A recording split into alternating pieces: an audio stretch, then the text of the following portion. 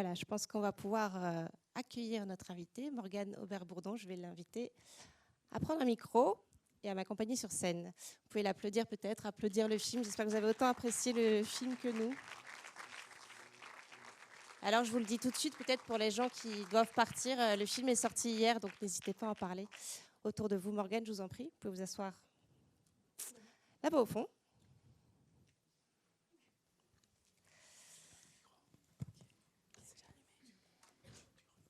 Voilà, c'est une vision un petit peu émouvante, mais j'espère que vous avez tous bien pu quitter la nuit avec les personnages, avec cette belle scène de fin et cette sororité qui se construit entre toutes ces femmes.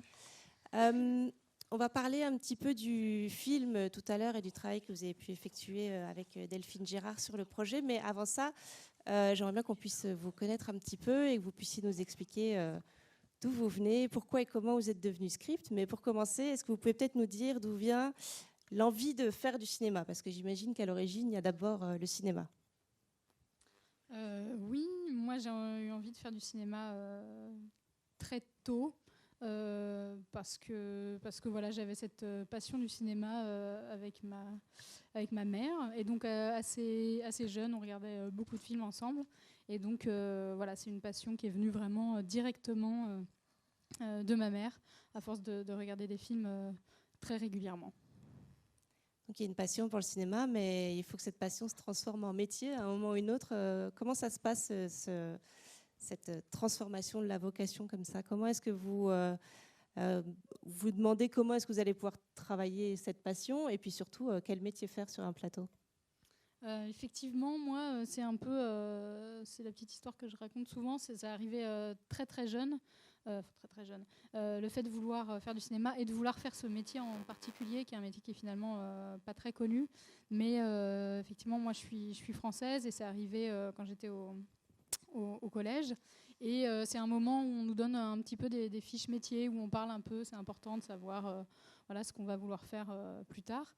Et je me souviens de me retrouver devant une fiche métier d'un organisme qui s'appelle l'ONICEP en France, et qui parlait de ce métier du cinéma, qui parlait du métier de script. Et je me suis reconnue très bien et très vite dans cette fiche et dans ce métier que personne ne connaissait. Et voilà, qui n'est pas un métier très connu dans les métiers du cinéma. Et donc voilà, c'était une passion que j'avais. J'adorais regarder des films, j'adorais aller au cinéma, j'adorais en parler. Et donc voilà, je me suis dit, script, pourquoi pas. Donc là, vous devez avoir 14-15 ans, j'imagine. Qu'est-ce qui, dans cette description et cette fiche métier, vous dit ah tiens, ça pourrait m'aller? Qu'est-ce qui vous a le plus séduite? C'était d'être un petit peu au milieu de tout, de devoir connaître un petit peu de tout, aussi bien de l'image, du son, devoir connaître la mise en scène et voilà, d'être assez proche de la mise en scène. Et effectivement, il y avait ce côté multitâche qui me plaisait bien. En tout cas, peut-être pas de connaître tout sur le bout des doigts, mais d'avoir conscience un petit peu de tout ce qui se passe sur un plateau. Donc là, effectivement, c'est vraiment être au cœur du plateau. On va en reparler après. Mais à partir du moment où vous dites je vais faire script, comment ça se passe? Parce que donc le collège en France, c'est l'équivalent, je pense, de 3e, 4e secondaire ici. Il y a encore quelques années de secondaire à faire avant de pouvoir commencer à faire des études universitaires ou supérieures. Quel a été votre parcours et comment est-ce que vous l'avez imaginé et conçu? Moi, j'étais dans une ville, j'avais de la chance. Il y avait donc après le collège, il y avait le lycée, et il y a un lycée qui était un lycée avec une option cinéma. Il y avait option cinéma, théâtre et arts plastiques. Et moi, j'ai donc fait cette option où je suis avec, voilà, j'ai été avec des gens avec qui je travaille encore maintenant. Et donc voilà, après le lycée, moi je voulais vraiment avoir un bagage théorique. J'adorais parler des films, j'adorais philosopher dessus, donc j'avais envie aussi d'avoir un bagage assez, voilà, d'être rassurée là-dessus. Donc j'ai fait l'université en cinéma, voilà, cinéma et théâtre, et voilà. Et après, moi j'étais, je viens de Rennes, donc j'étais en Bretagne. Je suis allée aussi faire une partie de ces études-là en Espagne. Et après, j'en avais marre vraiment de parler des films et de pas en faire, ou de pas, voilà, d'être dans le parler, et pas dans la pratique. Et donc j'ai voulu faire une école de cinéma. Je savais que l'INSAS, il y avait cette option. En plus, c'est une école aussi publique, donc qui est accessible sur concours, mais qui est accessible financièrement aussi. Et donc voilà, j'ai passé le concours et je l'ai eu. Et donc à la SAS, c'est la section montage script, c'est ça? Les deux sont en un. Vous pouvez nous parler rapidement de cette expérience? Est-ce que ça vous a conforté dans l'idée que vous vouliez être bien script et pas monteuse, par exemple? Comment ça s'est passé? Ça m'a bien conforté. Oui, c'est sûr. C'est vrai que c'est une école où les deux options sont très fortement liées et où effectivement, en tant que script, c'est très intéressant d'avoir des cours de montage et d'avoir un vrai aperçu de ce que c'est, tout en sachant que c'est vraiment deux métiers extrêmement différents. Et en général,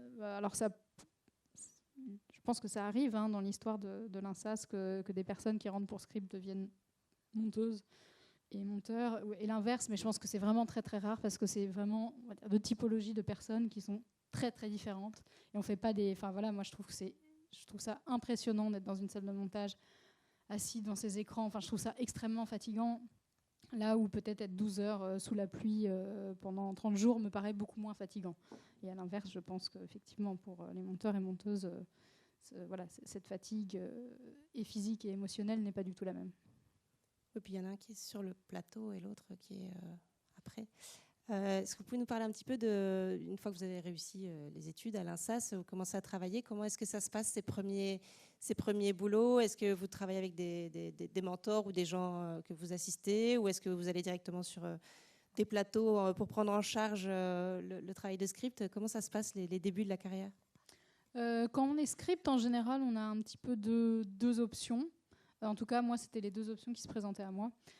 C'était de faire des assistanats script sur des films qui sont en général des films avec des gros budgets, qui peuvent se permettre d'avoir un ou une assistante. Et l'autre option était de faire plein de courts-métrages et d'évoluer avec les personnes de notre génération, parce qu'en général, sur les courts-métrages, quand on sort, c'est surtout avec les personnes qui ont le même âge que nous, qui ont la même expérience que nous. Et moi, j'ai choisi la deuxième option, le fait de faire plutôt des courts-métrages, d'en faire beaucoup, beaucoup, beaucoup. Moi, je trouvais ça très chouette parce que ça permet d'expérimenter soi-même au poste de script, d'avoir cette responsabilité et de pouvoir peut-être aussi faire des erreurs, pouvoir faire des tests, pouvoir hiérarchiser, pouvoir se dire aussi sur certains types de films, qu'est-ce qui est important, qu'est-ce qui l'est moins. Et ça, en faisant 40 courts-métrages, en tout cas pour moi, j'y voyais plus d'intérêt et d'apprentissage qu'en faisant des assistanats sur des films où peut-être je n'aurais pas eu ces responsabilités-là et une vue aussi peut-être globale de tout le plateau. Alors, on va rentrer dans le vif du sujet maintenant parce qu'on parle de script depuis tout à l'heure, mais en fait, moi, quand on s'est parlé juste avant la projection, je me suis dit, script, est-ce que c'est juste vérifier que les verres sont bien pleins ou bien vides d'un plan à l'autre, ou est-ce que c'est quand même un petit peu plus compliqué que ça? C'est évidemment plus compliqué que ça. Est-ce que vous pourriez nous décrire ce poste de script? Comment est-ce que vous décririez le métier, à la fois d'un point de vue technique et puis peut-être d'un point de vue aussi plus relationnel, le rôle dans l'équipe? Comment est-ce que vous décririez le métier de script? Effectivement, souvent qu'on pense, c'est fort. Je vais peut-être me mettre là. Au métier de script, on pense au mot de raccord. Et c'est vrai que ça fait partie du métier. C'est un peu, on va dire, la base, mais c'est loin d'être tout le métier. Et effectivement, il y a l'idée d'être un peu la garante de ces raccords, de la continuité, d'une continuité aussi bien dans le jeu des actrices que dans une continuité sur les costumes des personnages. Donc ça, c'est une partie du travail, qui est une partie qui est intéressante et qui est nécessaire.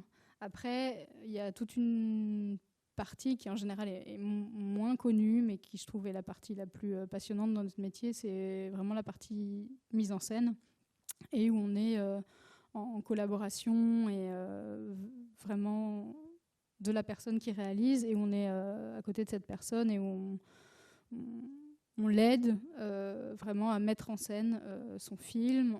On est là pour comprendre cette personne, pour comprendre ce qu'elle veut faire dans le film, et pouvoir être là vraiment à tout moment, vraiment sur le tournage. Moi, c'est un métier qui est vraiment un métier de plateau, où je travaille aussi un peu en prépa, mais on va dire le cœur et l'intensité de ce travail, c'est vraiment pendant le tournage.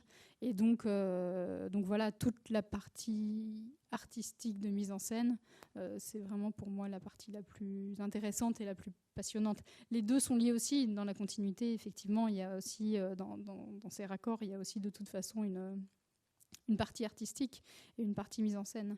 Mais c'est pas, pour moi, c'est pas le principal. C'est un métier qui se vit sur le plateau et qui prépare l'après aussi, puisque vous êtes aussi responsable de définir tous les plans et d'expliquer comment ça s'est passé, et surtout de transmettre ces informations pour le montage après. Il y a aussi toute cette importance pour ce qui va venir après, même si vous avez fini sur le plateau. Oui, effectivement, sur un plateau, nous, on fait tout un tas de rapports. Et donc, les rapports, effectivement, les plus liés à la mise en scène sont des rapports image et rapports montage. Et c'est vrai que dans les rapports montage, en fait, on écrit à chaque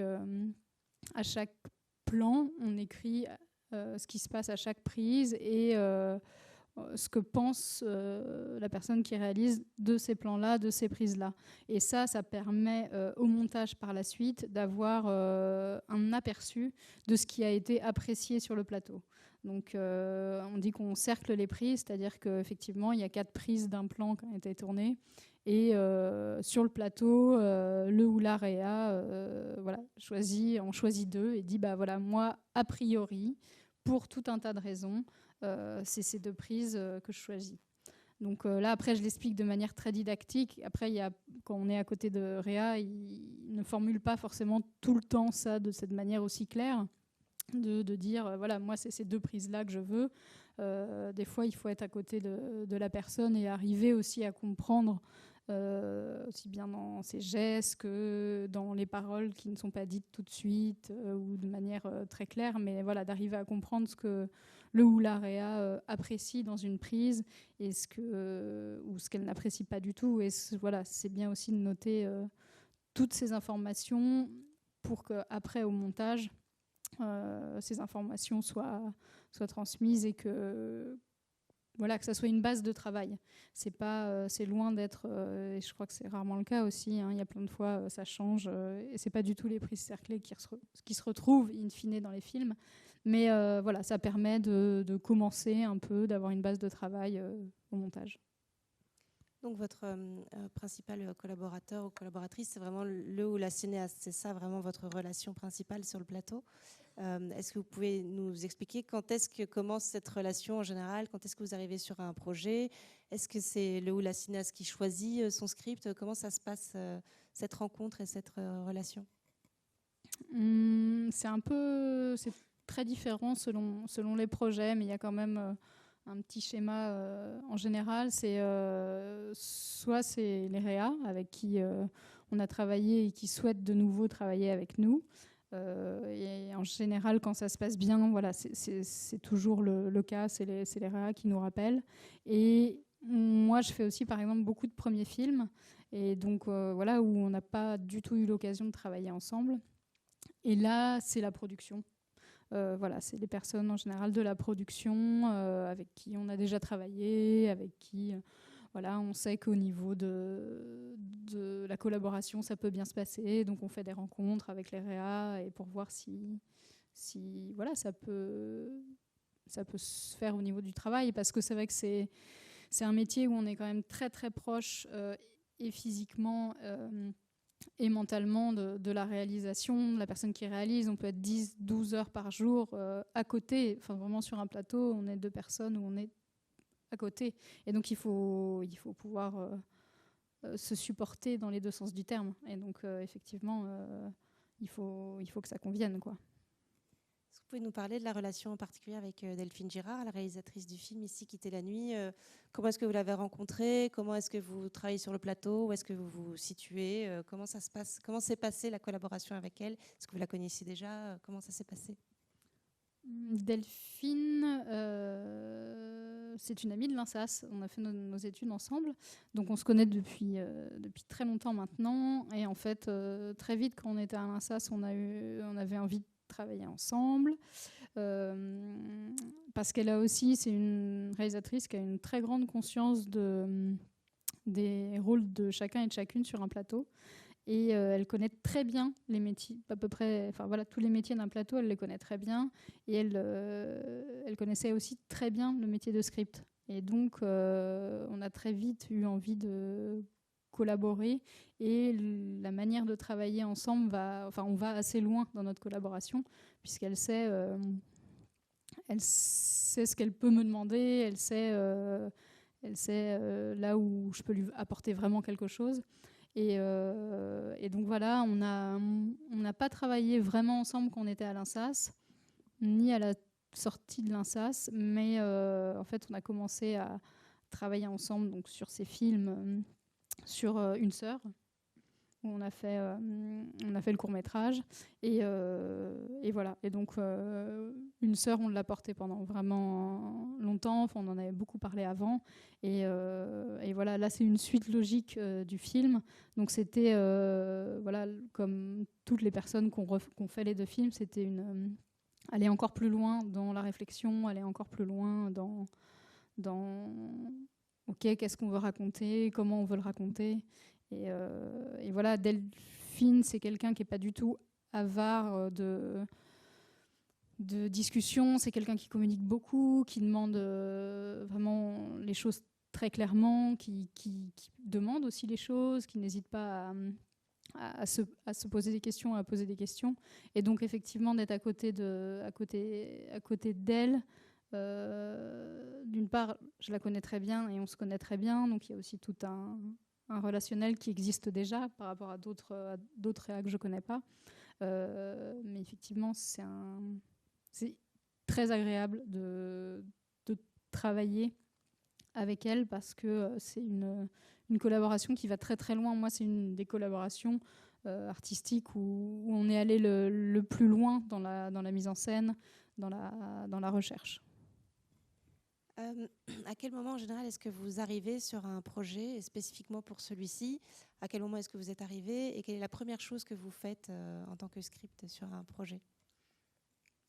En fonction des projets, c'est très variable. Voilà, pour Quitter la nuit, moi j'avais déjà fait Une sœur, donc Quitter la nuit, voilà, je le suivais depuis un certain moment. Voilà, sinon, on peut être appelé juste 2 mois avant le tournage, voilà, 6 mois, 1 an. Enfin, c'est vraiment très variable. Et voilà, la première chose qu'on fait, évidemment, c'est qu'on lit le scénario. À partir du moment où on sait qu'on va travailler dessus. Et c'était quoi? Oui, et la première chose qu'on fait, souvent, ce que je disais justement, souvent, ce qu'on nous demande, qui est une demande de la production, c'est souvent de faire un pré-minutage. Donc ça, c'est un document, on pré-minute le film, c'est-à-dire que on regarde le film, on minute chaque séquence et pour donner un aperçu de la longueur du film, là encore, a priori. Et ce document-là permet de savoir si le ou la réa est un peu dans le juste dans ce qu'il ou qu'elle souhaite faire. C'est-à-dire que si elle imagine un film d'1h30 et que nous, on arrive après avec un pré-minutage de 2h10, voilà, il y a des questions qui se posent. Ça permet aussi à la production, des fois, d'avoir un aperçu de si c'est possible de faire un film, par exemple, de 2h10 dans un temps imparti. Donc ça peut aider. C'est un document qui, des fois, génère un petit peu des tensions et des angoisses chez les réas, parce qu'effectivement, on a l'impression que des fois, ça peut être un document qui va favoriser les coupes des scénarios où la prod va pouvoir dire bah voilà, sur ce préminutage, le film est trop long, il faut couper. Donc voilà, c'est un peu aussi un document où il faut faire voilà, attention à comment on en parle et comment on le transmet. Tu as aussi ménagé les susceptibilité à ce moment-là, en fonction des besoins et des envies des uns et des autres, quoi. Oui, tout à fait. Ça, c'est une partie du travail de préparation. Et quel autre type de travail vous faites à ce moment-là de la préparation? Est-ce qu'il y a du découpage ou avec qui est-ce que vous travaillez et comment ça se passe? Bah, moi, effectivement, la personne avec qui je travaille tout le temps et le plus, c'est la personne qui réalise. Moi, je suis vraiment à ses côtés. Et donc, l'idée, c'est d'être là. Moi, quand je peux être là un maximum de temps de la prépa, je prends. Parce que ça permet d'entendre tout ce qui se passe, d'être voilà, quand on ne connaît pas le ou la réa, ça permet de savoir comment cette personne parle, comment elle gère les contrariétés, comment quel film elle veut faire, quel film on va faire. On apprend à parler, on apprend à se comprendre. Communiquer, c'est un peu le nerf de la guerre dans beaucoup de métiers, mais là, c'est vrai que sur un plateau, c'est très, très intense, donc il faut savoir communiquer vite et bien, sainement. Et donc voilà, en prépa, c'est un peu apprendre à se connaître et, dans mon cas aussi, apprendre à savoir comment moi, je vais pouvoir être une bonne alliée sur un plateau. Et donc ça, c'est beaucoup d'écoute, c'est être là, noter plein de petites choses qui se passent.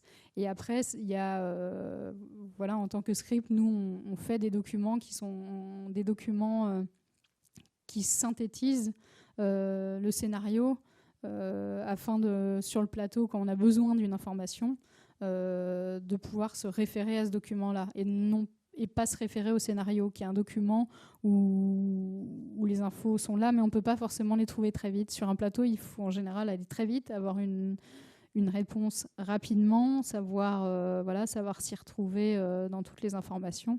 Et nous, on crée des documents. Il y en a un principalement qui s'appelle la continuité, qui est vraiment un condensé du scénario. Ça se présente sous forme de tableau et ça permet de se retrouver, de mettre tout un tas d'informations. C'est pas forcément tout le temps les mêmes, puisque selon les films, ça change. Si c'est un film d'époque, si c'est un film, on parlait de flashback tantôt, mais voilà, si c'est un film très compliqué dans la narration, si c'est un film qui se passe dans un lieu unique, enfin voilà, il y a vraiment tout un tas de dispositions qui sont très différentes.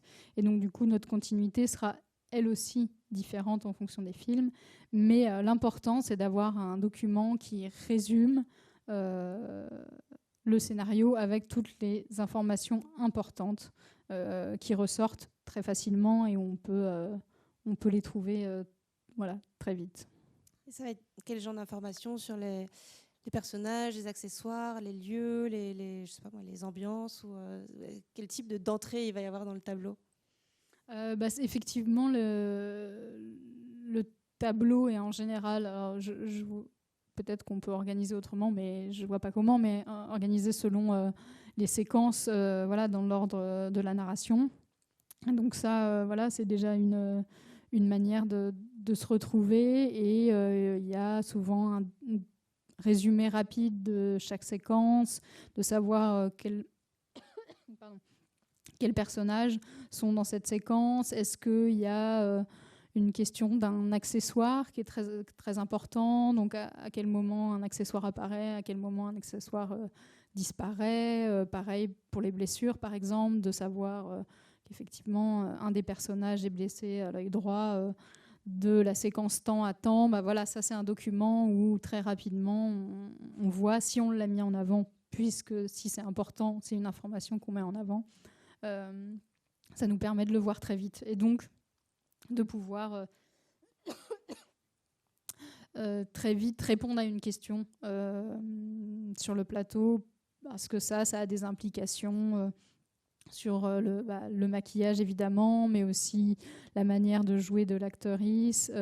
Ça a plein d'implications. Donc ça, de toute façon, c'est des choses qu'on prépare. C'est pas des choses où on se rend compte au moment même lors d'une journée de tournage. C'est des choses qui sont pensées et préparées en amont.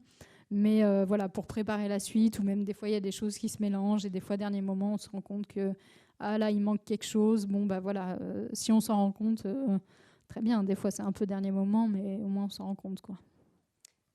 Bon, moi, j'ai toujours plein de questions, mais il y a peut-être des gens dans la salle qui voudraient intervenir. Ah, je vois une main qui se lève ici. Il y a un micro qui va vous être transmis, qui arrive.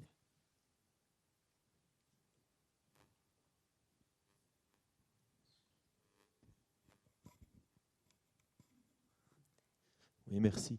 Moi, je trouve ça fascinant, votre métier. Je trouve ça parce qu'il y a tellement à penser, et je voulais savoir au niveau de la pré-production combien ça prend de temps, parce que vous êtes comme un chef d'orchestre, vous décidez aussi, je suppose, la séquence des tournages, ou vous devez collaborer avec, je sais pas, les éclairagistes pour qu'ils aient le bon matériel, ou bien ça c'est trop dans les détails, vous restez à un niveau supérieur. Et alors ma deuxième question, c'est aussi, bon, apparemment c'est quand même un métier plutôt où des femmes sont présentes comme script, il y a peu d'hommes, est-ce qu'il y a une raison? Alors la première question, non, moi je n'organise pas du tout le plateau ou les journées de tournage.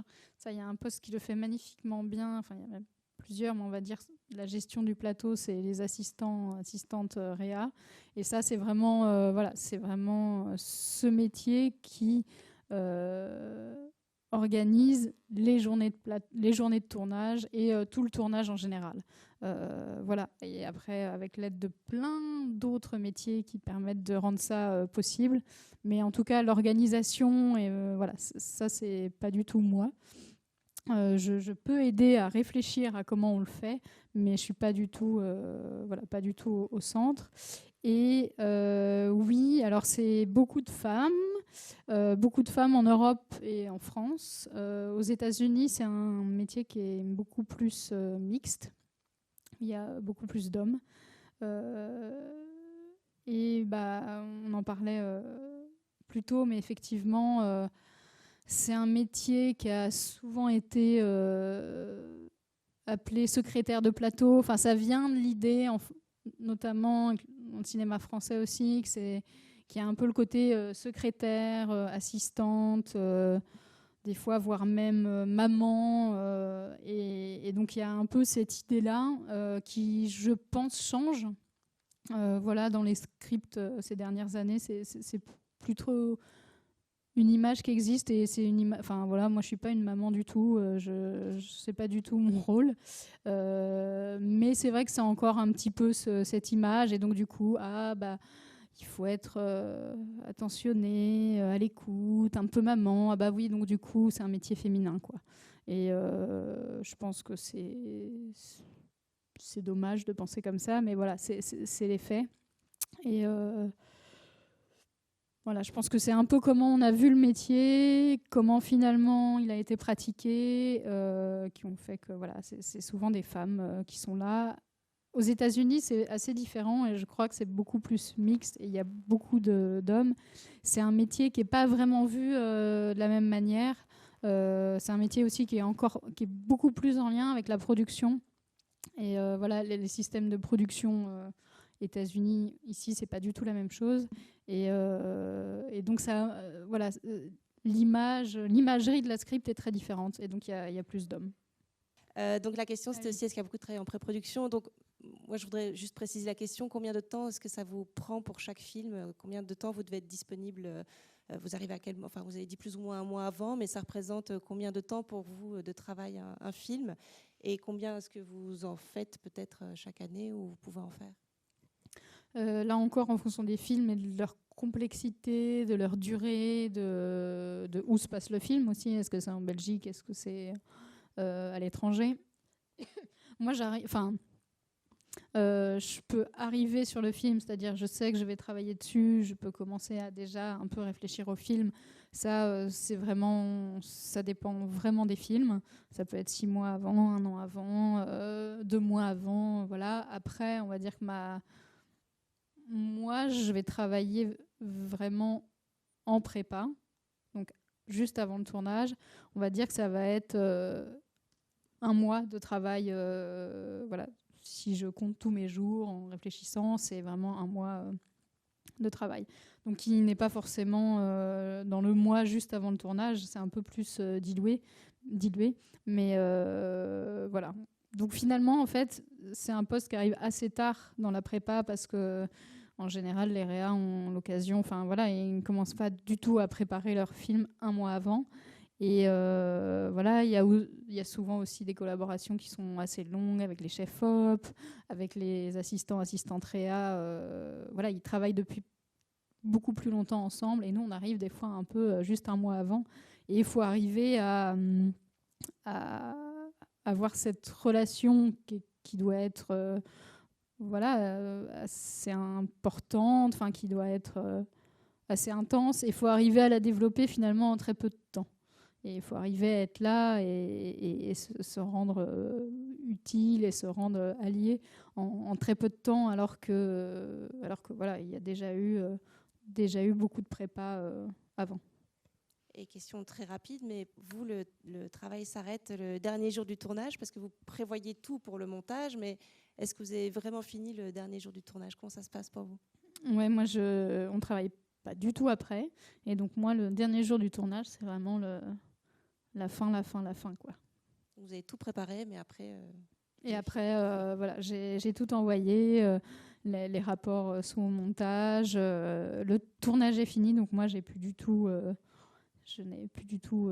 à intervenir, quoi. Est-ce qu'il y a une autre intervention? Il faudrait que le micro, il y en a une ici et il y en aura une là-bas après. Je le montre juste pour le deuxième micro. Donc c'est monsieur ou madame, je ne sais plus, je ne vois pas bien. Ah, en tout cas, la main qui est levée. On vous écoute, pardon. Oui, j'avais une question parce que je suis en 3e année en script à l'INSAS et j'aime bien savoir si si tu prévois de faire tes rapports en fonction, si tu as des discussions avec le monteur ou la monteuse pour savoir quelles infos seraient le plus utiles, parce que j'ai l'impression que les réponses varient pas mal en fonction des monteurs et des monteuses. Et est-ce que tu t'adaptes à ça ou pas? Comment tu travailles cette relation-là? Ouais, moi, en prépa, effectivement, moi, je contacte toujours la post-production quand j'arrive à avoir les numéros de téléphone et les mails à temps. Mais oui, moi, je contacte toujours le ou la monteuse. Et voilà, je lui dis un peu, moi, comment je travaille, quel type d'informations je mets, et est-ce que la personne a des besoins spécifiques. Là encore, il y a des films où ça se prête plus ou moins. La plupart du temps, moi, les monteurs et les monteuses me disent « Ah ben voilà, ce que tu me dis, ça me va très bien, pas de souci, on verra la suite ». Voilà, c'est vrai qu'il peut y avoir des films où il y a des demandes spécifiques, mais en général, voilà, c'est assez rare. Mais parce que, effectivement, moi, je leur décris très bien en amont ce que je vais faire, comment je vais le faire. Et voilà, et les discussions après, on peut avoir des discussions pendant le tournage, des fois on n'en a pas du tout. Là, ça dépend aussi des demandes, ça dépend aussi de si est-ce que les monteurs et les monteuses montent pendant le film ou pas, parce qu'effectivement, des fois, ils découvrent tout après. Donc là, on n'a pas du tout de retour pendant le tournage. Et quand ils ou elles montent pendant le tournage, on peut avoir un peu des retours ou des infos par rapport au rapport ou par rapport au rush en général, quoi. Il y a une question là-bas, du coup. Bonjour, je voulais juste savoir si on sait vous reconnaître dans ce film. Je veux dire, s'il y a une certaine couleur qui est la vôtre, ou justement un script, on ne sait pas. Enfin, si c'était un autre script qui avait fait ce film, est-ce que ça serait un autre film? Faut demander à Delphine. Non, il n'y a pas ma. Enfin, Je pense, non, il n'y a pas ma patte là, pas dans le. Enfin, je sais pas, c'est très très bonne question. Non, je n'oserais pas prétendre qu'il y a ma patte dans le film. Après, non. Alors là, non, mais c'est la particularité de notre métier, c'est qu'effectivement, on est là. Moi, je sais sur certains films ce que j'ai apporté.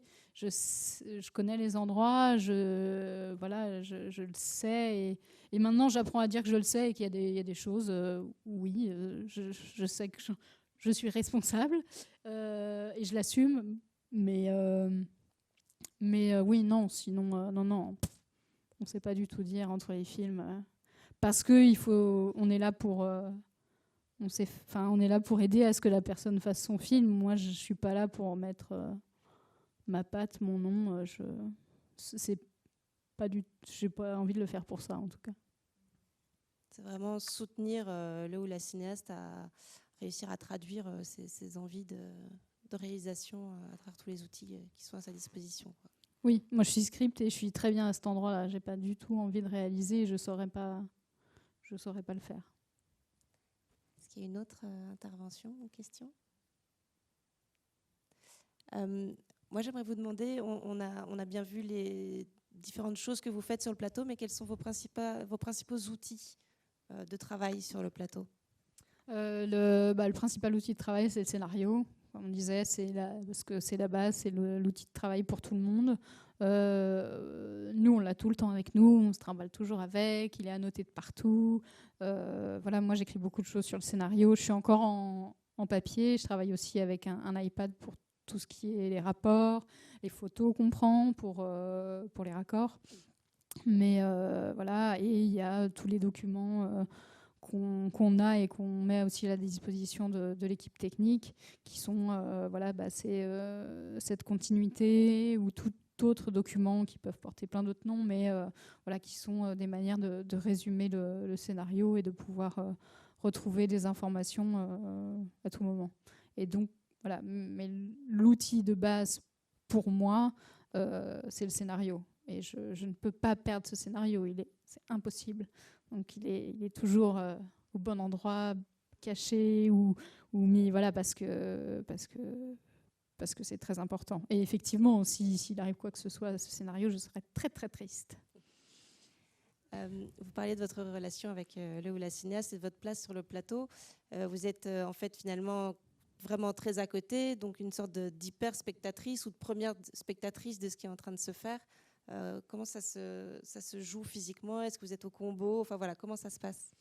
Sur un plateau en général, maintenant, il y a souvent ce qu'on appelle le combo, qui est plutôt un écran qui est assez grand, où il y a beaucoup de monde, donc où il y a les personnes de l'habillage, du maquillage, de la coiffure, et en fait tout le monde qui veut regarder un peu l'image se met à cet écran-là, parce que c'est un grand écran.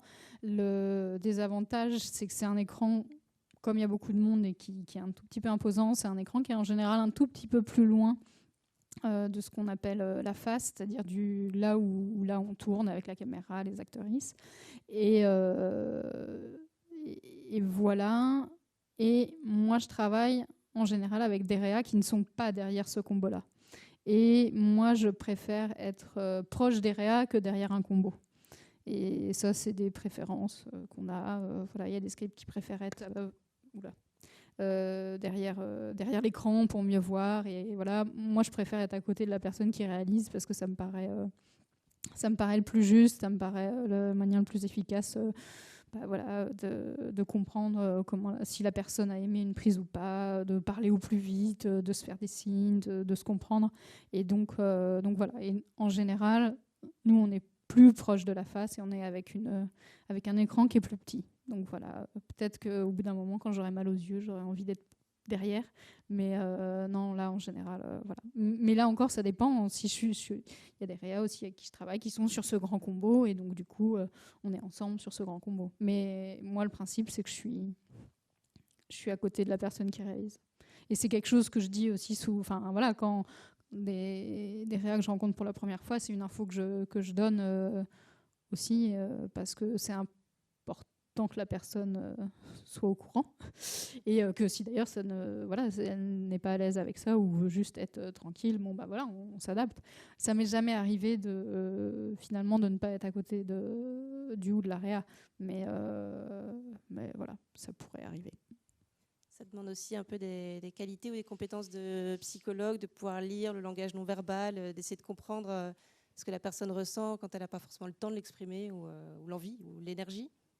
Oui, bah c'est ça qui est génial, c'est qu'effectivement, c'est un métier où en fait l'humain est hyper important. Il faut être psychologue, on le disait aussi plus tôt. Et moi, c'est ce que je trouve passionnant, c'est je tourne avec des personnes qui sont très différentes. De tourner avec Delville Girard, c'est pas du tout la même chose que de tourner avec d'autres réas. C'est des énergies différentes, c'est des intellects différents, c'est des corps différents, c'est des intensités qui sont différentes. Et ça, moi, je trouve que c'est aussi hyper intéressant d'apprendre à décortiquer tout ça. J'essaye de le faire un maximum en prépa pour qu'après, sur le plateau, ça soit très fluide. Mais c'est vrai qu'il y a des réas, on parlait plutôt des rapports, quelles prises sont bonnes, quelles prises sont pas bonnes. Il y a des réas qui ne m'ont jamais dit quelles prises étaient bonnes et quelles prises ne l'étaient pas. Mais où j'arrive à le savoir et où je le sais et où des fois il faut quand même poser la question parce que ça reste très flou et on n'en a aucune idée et qu'il faut donner la bonne information au montage. Mais voilà, et il y a des réas qui vont m'expliquer chaque prise et vont prendre beaucoup de temps et je vais écrire plein de choses. Il y a des réas, ça va être beaucoup plus concis. Il y a des réas, je sais la manière dont ils respirent, s'ils aiment bien la prise ou pas. Enfin voilà, c'est plein de petites choses, la manière dont ils bougent, dont il y a des tics qui se font. Voilà. Et ça, effectivement, plus on travaille avec les réas, plus cette étape-là, plus on connaît les gens et il y a moins... l'étape de décortiquer est déjà faite, quoi. Et merci. Est-ce qu'il y a encore des visions de rush, beaucoup, et dans quelle mesure est-ce que ton travail est modifié? Est-ce qu'il y a une utilité à visionner les rushs? Des visions de rush un peu formelles, moi, les films sur lesquels je suis, on n'en fait pas. Après, c'est un peu côté vision de rush, pellicule avant, et aussi côté maintenant numérique où en fait on a tout le temps accès au rush via des liens. Et donc c'est pas forcément formel après des moments précis de vision de rush, mais ça peut être souvent après un week-end où la réa revient et a vu les rushs et là du coup effectivement on adapte. On pose des questions, on voit certaines choses et on adapte. Donc ça existe toujours un peu, mais c'est presque plus chacune derrière son ordi qui regarde un peu les rushs. Moi, je les regarde pas, sauf si j'ai vraiment... Il faut absolument que je les regarde pour certaines raisons, mais sinon, j'ai pas besoin de les regarder, ça m'aide pas plus que ça. Il y a encore une question ici. Oui, bonsoir. Moi, je me demandais parce que, effectivement, la relation réelle et script est quand même... on est non-stop avec eux, on va dire, surtout pendant le tournage, pas mal en prépa. Et je me demande, en fait, parfois, quand il y a des projets... Allez, mettons, le projet, le scénario te plaît de dingue, tu te lances à fond. Dans la prépa, ça se passe super avec le ou la réal. Mais voilà, pour quelconque raison, parfois financièrement ou à plein d'autres niveaux, je veux dire, le lien avec le ou la réal change et impossible de s'entendre. Comment toi tu te positionnes quand cette collaboration devient compliquée, humainement parlant, en termes de communication? Qui est-ce que tu vas voir aussi, je sais pas, dans l'équipe quand il y a ce genre de complications? Et à quel point tu peux te permettre de refuser un projet, ou même, je pense pas que ce soit possible, je sais pas trop, mais d'arrêter en cours de route. Comment toi tu te positionnes dans ce genre de situation un peu délicate, quoi? La vie avant tout. Et je pense qu'il faut pas se faire de mal, ça reste qu'un métier, et en fait souffrir pour souffrir, non. Donc moi, je me positionnerais plutôt comme ça. Après, ça se passe mal parce que ça se passe mal, mais ça reste voilà, une relation de travail saine. Et voilà, il y a un feeling qui passe pas et c'est pas grave. C'est peut-être un peu plus dur, mais c'est pas grave. Si tout est dans le respect, je pense que ça va. Moi, finalement, en fait, jusqu'à 1 an, je pouvais dire ça ne m'était jamais arrivé parce que j'avais eu la chance et aussi peut-être l'envie ou le nez quand je rencontrais les réas de me dire là, je te sens bien. Effectivement, moi, finalement, l'année passée, j'ai fait un film où je me suis retrouvée à côté d'une réalisatrice avec qui j'étais bien étonnée parce qu'il y avait des choses qui se passaient pas bien et il n'y avait pas du tout le feeling, quoi. Et il n'y avait pas le feeling, voilà, ça arrive. Moi, je fais de mon mieux pour aider le film et tout ça. C'est vrai que je pense que personnellement, heureusement que le tournage n'a pas duré trop longtemps parce qu'il y avait peut-être des choses qui alors se seraient déroulées, pas que vis-à-vis de moi, mais qui auraient été là où peut-être que moi j'aurais pas accepté et où j'aurais trouvé ça très très dur. Mais sinon, en fait, voilà, moi, tous les films que j'ai faits, j'ai eu la chance d'avoir des collaborations qui se passaient bien, moi et la personne qui réalise, et aussi, voilà, tout ce qui se passait sur le plateau se passait bien. Mais je pense qu'effectivement, il faut pas se faire de mal. Et on peut très bien quitter un film. Enfin, je pense qu'il faut le faire, et de plus en plus maintenant de se dire que voilà, on peut quitter un film. Hein. Il faut parfois. C'est une passion, mais c'est aussi un métier avec des règles et des limites, quoi.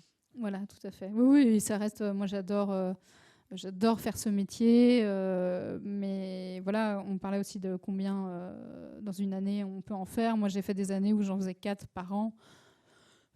Ça occupe beaucoup de temps, c'est très intense, c'est plus trop ce que je veux faire maintenant parce que j'adore ça, mais il y a la vie aussi, il y a tout ce qui se passe à côté et des fois c'est bien aussi de s'éloigner un tout petit peu du cinéma pour après peut-être encore mieux raconter les choses de la vie.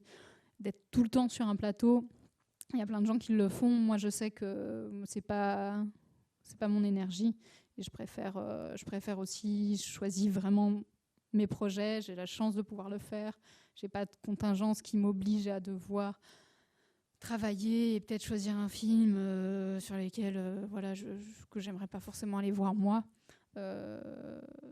J'ai pas ça et je peux faire vraiment mes choix et choisir les films que j'ai envie d'aller défendre et envie de voir, que j'irai voir au cinéma, quoi. Je crois que c'est une bonne conclusion. Merci beaucoup, Morgane, d'avoir partagé avec nous votre expérience, votre parcours, d'être revenue sur le film. Donc, comme je l'ai dit tout à l'heure, le film est sorti hier. Je pense que Eric voudrait dire quelque chose. Ah oui, pardon, j'ai oublié la dernière question. D'abord, est-ce que c'est une bonne situation, Scribe ? Voilà, j'avais promis à mon fils de ne pas faire la blague. Est-ce qu'il y a un conseil qu'on vous ait donné qui était un bon conseil, ou est-ce que vous auriez envie de donner un conseil à nos jeunes étudiantes script du coup ? Je trouve ça difficile de donner des conseils